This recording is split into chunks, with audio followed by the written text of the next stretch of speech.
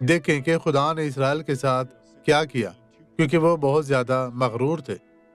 یہ درج ذیل کہتا ہے، استثنا باب 8 آیت 3، اور اس نے تجھ کو عاجز کیا بھی اور تجھ کو بھوکا ہونے دیا، اور وہ من جسے نہ تو نہ تیرے باپ دادا جانتے تھے تجھ کو کھلایا، تاکہ تجھ کو سکھائے کہ انسان صرف روٹی ہی سے جیتا نہیں رہتا، بلکہ ہر بات سے جو خداوند کے منہ سے نکلتی ہے وہ جیتا رہتا ہے۔